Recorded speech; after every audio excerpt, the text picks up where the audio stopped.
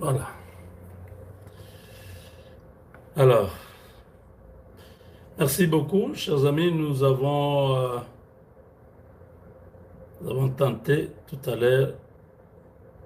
C'était pas passé, mais nous reprenons. Dans cette deuxième partie de nos émissions d'aujourd'hui, je vais vous proposer une interview ou une réponse que Paul Kagame donne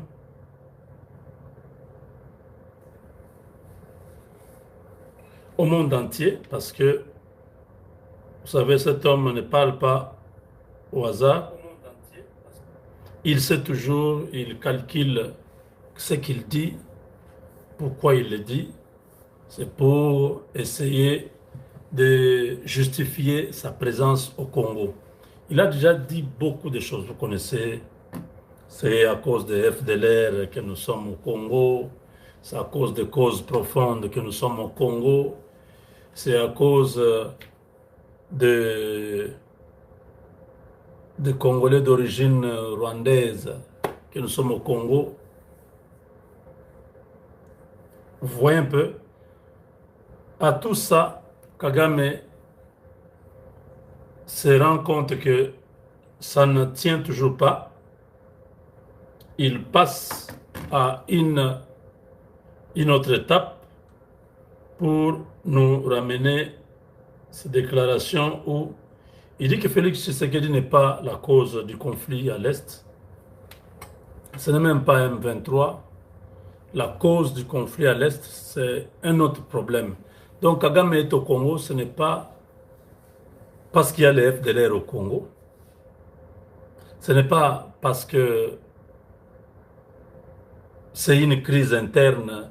Les Congolais ont pris les armes contre Tshisekedi. Tshisekedi n'est pas le problème.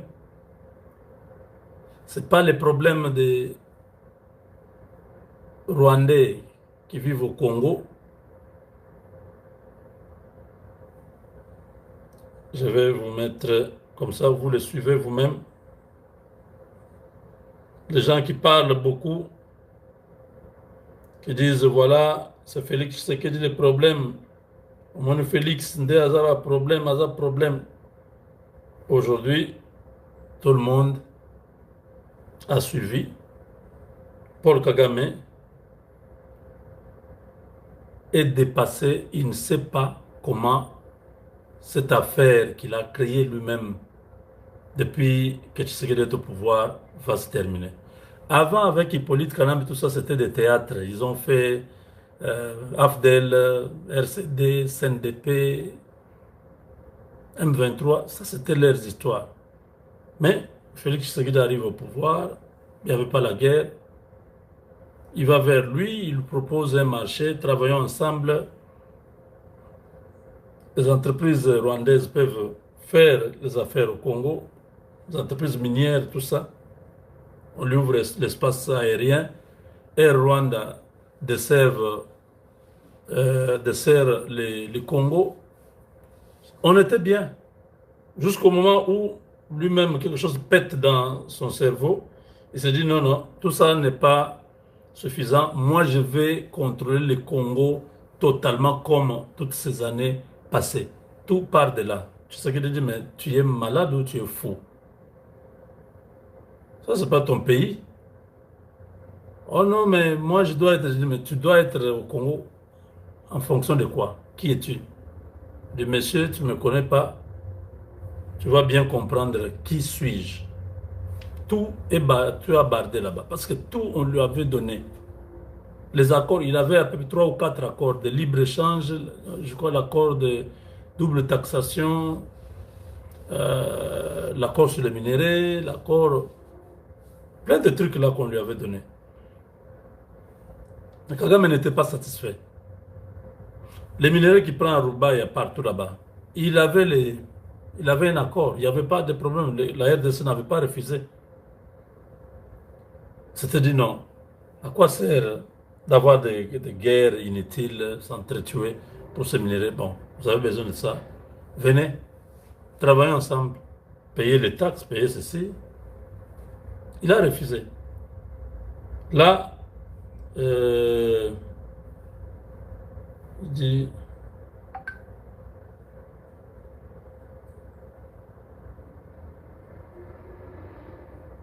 Attendez, je cherche. Hein.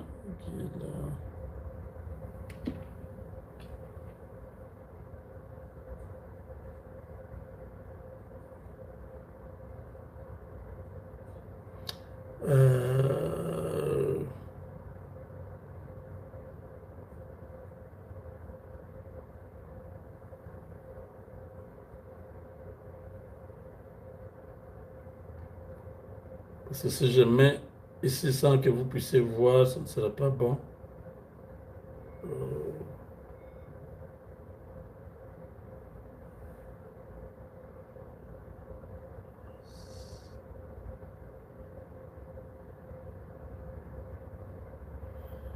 Voilà.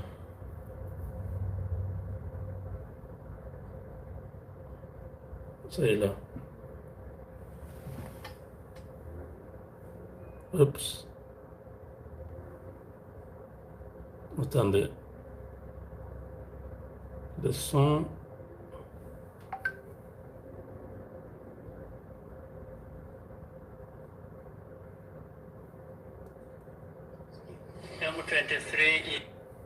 Voilà. J'ai trouvé ça. Le problème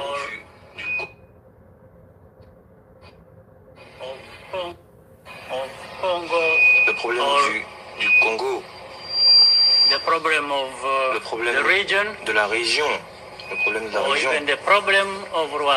ou même le problème encore du Rwanda, n'est pas le M23, je suis désolé.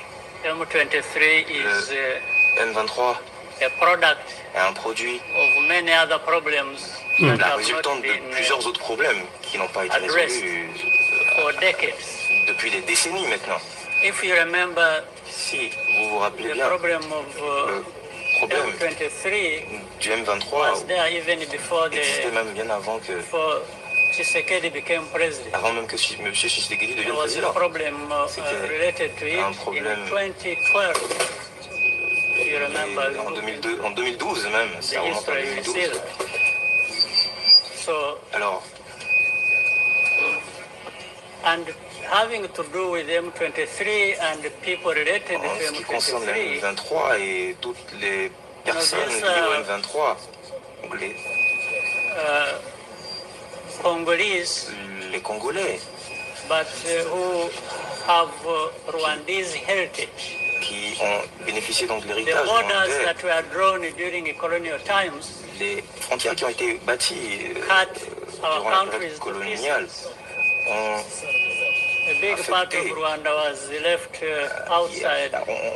on va dire diviser nos peuples. Il y a une partie donc du Rwanda qui a été donnée à l'est du Congo, le sud à l'Ouganda, etc. Nous avons une coopération qui existe déjà dans ces zones et qui ont c'est-à-dire qu'il y a déjà des liens qui existent entre nos deux peuples. Il y a déjà beaucoup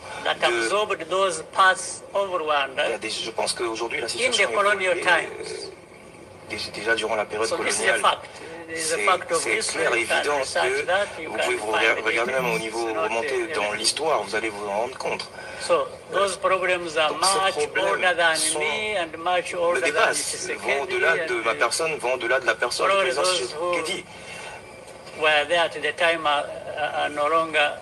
Je pense même que toutes ces personnes qui étaient vivantes à cette période-là ne sont plus de ce monde. Donc je pense qu'aujourd'hui, ces peuples ont renié donc leur lien avec le Congo. Quand je me rappelle donc la situation en 2012 où il y a eu des attaques, où il y a eu cette attaque armée, c'est là le début de l'histoire. Donc nous n'avons pas bien géré la question et aujourd'hui nous sommes en 2023, 11 ans après. Le problème existe toujours. Cela veut dire simplement qu'il n'a pas été résolu comme cela se doit. Tous les pays africains ont été impliqués dans la résolution donc, de cette crise. Mais personne n'a pu réussir. quoi que ce soit en ce qui la concerne. Alors, mentionner le problème, la difficulté du M23 dans cette région, je pense que la question ici, c'est de fuir la question, mais c'est pouvoir essayer de trouver des solutions à cette crise. Mais pendant que nous sommes en train d'avoir cette discussion, donc voilà, vous voyez, vous comprenez que on nous mène en bateau, on nous fait perdre le temps. Le gouvernement congolais perd beaucoup d'argent dans une guerre sans issue, sans raison. Nous nous battons pour une raison qui n'est pas connue, parce que chaque fois, il y a une raison, c'est FDLR. Nos mesures de défense sont au Congo parce qu'il y a FDLR. C'est une menace contre notre gouvernement. Tantôt, le M23 est là-bas parce que les Tutsis du Congo sont menacés. Il y a le discours de haine, on ne les aime pas. C'est pourquoi nous sommes là-bas pour les protéger. Tantôt, c'est... voilà, la RDC a pris les terres du Rwanda. C'était un problème depuis avant la colonisation et tout ça. Donc, vous voyez, vous comprenez. Beaucoup de gens qui disaient non, Félix Tshisekedi et les problèmes, il avait invité le M23 à Kinshasa, ils sont restés 14 mois et c'est lui, le M23 était déjà défait, c'est lui qui a ramené le M23 à la vie. Lui-même, le père du M23 vous dit, le problème ce n'est pas Tshisekedi, le problème ce n'est pas M23. Le problème c'est moi. C'est ce que ça veut dire. Si ce n'est pas le M23, si ce n'est pas Tshisekedi, le problème c'est lui. Nous étions avec Abiyarimana. Abiyarimana n'a jamais fait la guerre pour chercher des terres qui étaient au Congo. Il y a eu des présidents avant lui. Avant Abiyarimana, il y a eu d'autres présidents. Nous n'avons jamais eu un président au Rwanda depuis 60, depuis avant l'indépendance. On n'a jamais connu ce problème. Lui, il dit que ce problème, c'est avant même que nous soyons nés. Mais avant que nous soyons nés, pourquoi son père, pourquoi ses grands-pères ne se sont jamais battus pour récupérer les terres du Rwanda? Ce monsieur, c'est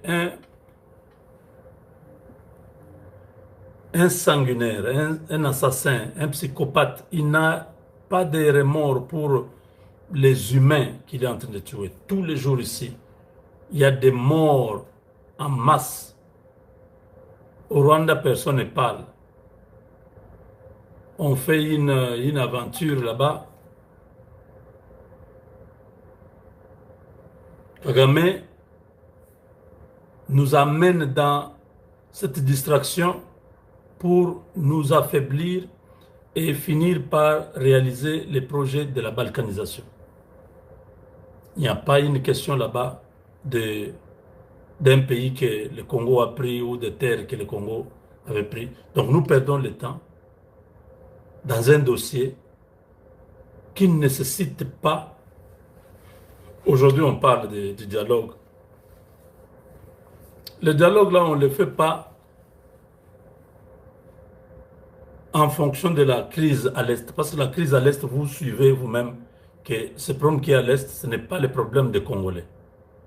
Alors, le dialogue doit avoir une autre raison, pas la crise qui est à l'Est.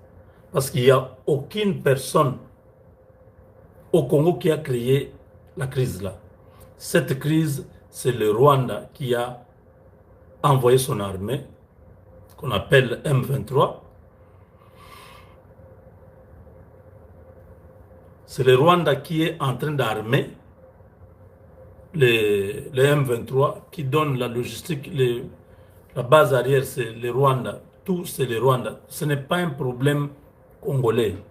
Il a dit que ce n'est même pas le problème de Tshisekedi.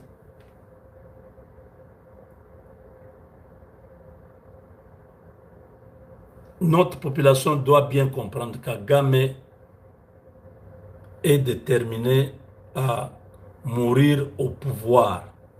Il ne va pas lâcher. À moins que quelqu'un lui loge une balle dans la tête. Dans sa résidence, comme c'est le cas de Maduro, qui ne voulait pas. Maduro a eu vraiment la chance. Trump a dit, ne les tuez pas, amenez-les vivants. Je ne sais pas si ce sera le cas de Kagame. Parce qu'en Irak, on a donné l'ordre de tuer-les. Quand on l'a attrapé, on l'a amené, on l'a pendu. On l'avait trouvé dans un trou, Saddam Hussein. Dans un trou, quelque part. Quelqu'un a vendu l'information qu'il est telle place, on est allé l'a pris. Kadhafi, la même chose, dans un tunnel. On l'a trouvé là-bas, on l'a abattu. Je ne sais pas si Kagame va connaître quelle finalité.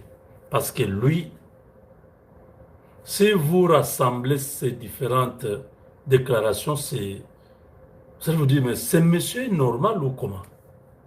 Ici, il dit ça. Là-bas, il dit ça. Il change tout le temps pour comprendre que c'est un vrai menteur, un manipulateur. Il a même des acolytes.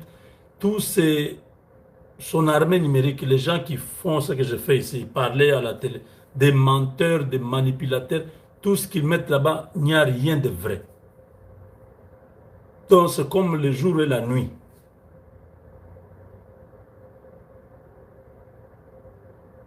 Quand il ment, il met les lunettes noires.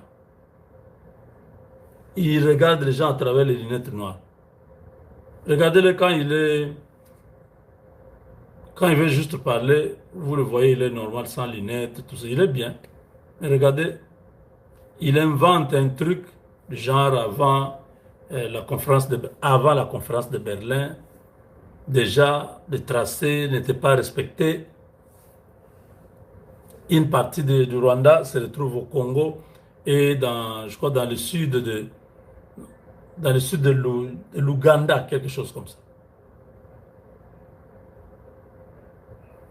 Moi, je demande au gouvernement congolais de mettre tous les moyens.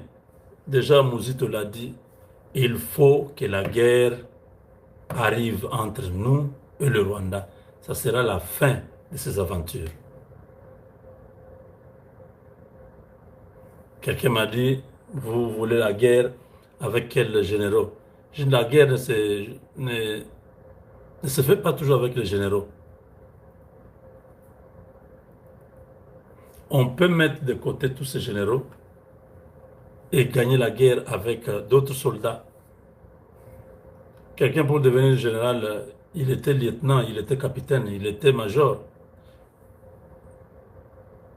Dans l'armée congolaise, c'est même pire parce qu'il y a des généraux qui n'ont jamais été à l'école, qui n'ont pas un diplôme d'État. Nous avons appris dernièrement que Philémon Yave, général de 3 étoiles, c'était un illettré, bon, disons, j'exagère, avait un diplôme d'État. Comment vous expliquez ça? Un général, donc, même l'école de guerre, il n'a jamais été, même dans une école supérieure des officiers, il n'a jamais été. Donc, tous nos jeunes qui sont allés, des jeunes officiers, ils peuvent faire la guerre. Ils ont appris beaucoup de choses ensemble. Ils peuvent être conseillés, encadrés par quelques vieux généraux qui sont restés loyaux à la République. Et l'affaire sera, nous allons nous en sortir. Il faut une guerre. Il faut tout pour faire voir à cet homme arrogant qui croit que au Congo, il n'y a pas d'homme, c'est lui qui est l'homme parce qu'il a ce militaire. Il y a la France qui est derrière lui, qui l'aide avec les Chinois. N'allons pas continuer à dépenser l'argent, n'allons pas continuer à permettre que les gens continuent à mourir comme ça. Il faut faire cette guerre-là une fois pour toutes. Il faut utiliser, je vous ai dit depuis hier, j'ai vu des choses. J'aimerais vraiment que ce que j'ai vu là se réalise. Je continue à prier Dieu. Que ce que j'ai vu, Kagame ne fera même pas une journée à Kigali. Une journée, c'est impossible. Dès que ça commence, le pouvoir tombe le même jour.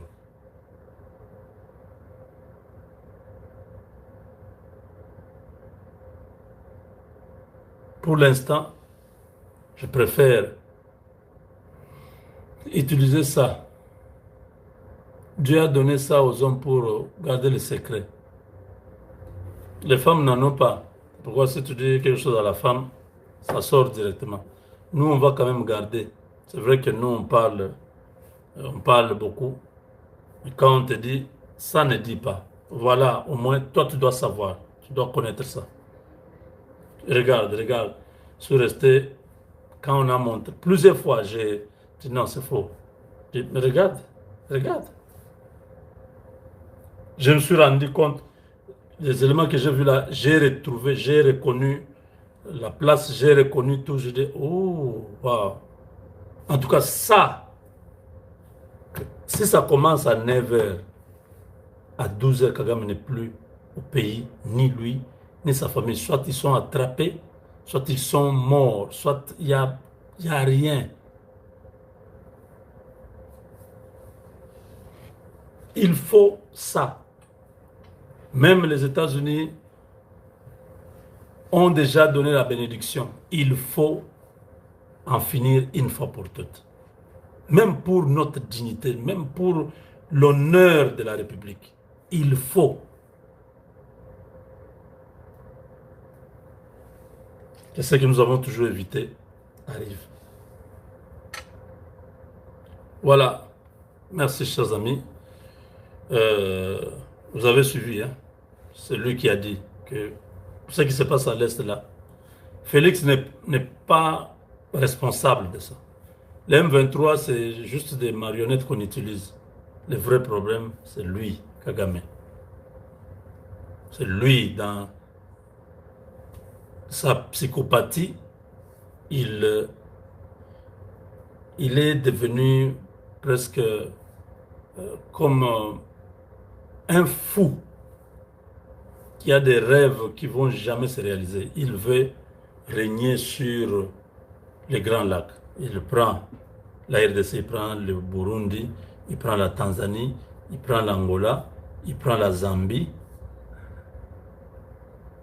Je ne sais pas s'il a envisagé aussi prendre l'Ouganda.